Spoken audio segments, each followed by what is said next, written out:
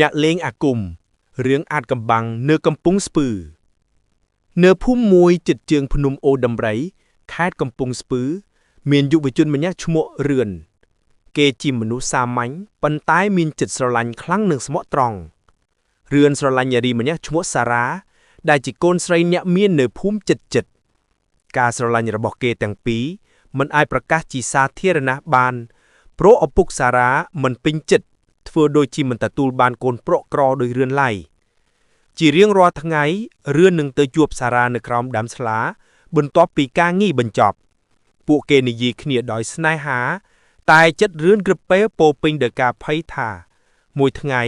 នារីដែលគេស្រឡាញ់នឹងត្រូវបាត់បង់ទៅហើយអ្វីនោះមិនជាការពិតថ្ងៃមួយសារ៉ាត្រូវបានកំណត់ឲ្យរៀបការជាមួយបុរសមានសម្បត្តិម្នាក់នៅក្នុងក្រុងនៅថ្ងៃសារ៉ាប្រាប់រឿងនោះរឿនដូចជាមនុស្សបាត់ស្មារតីការស្រឡាញ់បានបំលែងទៅជាកំហឹងនិងភាពងងឹតក្នុងចិត្តនៅក្នុងភូមិនោះមានអ្នកចាស់ម្នាក់ឈ្មោះ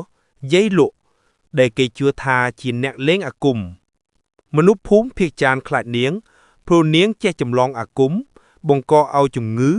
ឬអាចកំបាំងចម្លែកកាត់ឡើងរឿនបានទៅសុំជំនួយពីយាយលក់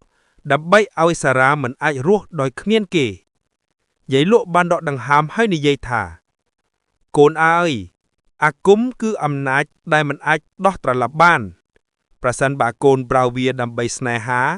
កូននឹងបាត់បង់ស្នេហានោះជារៀងរហូតប៉ុន្តែរៀនមិនស្ដាប់គេយកខ្នងសត្វពស់និងសក់សារ៉ាដែលគេចង់បានពីពេលមុនដាក់ក្នុងពូថៅដែលយាយលក់សូត្រមុននៅពេលនោះមេឃងងឹតធ្លៀងភ្លៀងច្របូចច្របល់និងខ្យល់បក់ដូចសត្វអារក្សហើរជុំវិញផ្ទះពីថ្ងៃនោះសារ៉ាឈឺយ៉ាងចម្លែកនាងគេមិនលុកឆាប់ខឹងហើយតែងតែសូត្រឈ្មោះរឿនក្នុងសុបិនតែរឿនវិញក៏មិនសុខដែរគេឃើញសារ៉ានៅស្នេហាតែជាស្នេហាដែលមានអាក្រក់ជាប់ជុំវិញយប់គេឮសំឡេងសារិកាសារីនៅជិតផ្ទះសូម្បីតែឮសំឡេងសារ៉ាហៅគេក្នុងព្រៃគេចាប់ផ្ដើមខ្លាចគេទៅរកយាយលុកម្ដងទៀតបន្តែបង្រៀនថា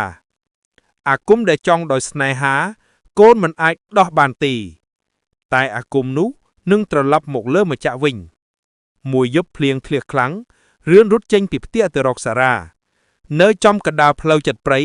គេឃើញនារីស្លៀកសម្លៀកបំពាក់សពណ៌សឈរនៅលើផ្លូវសំឡេងនាងទន់ដូចខ្យល់រឿន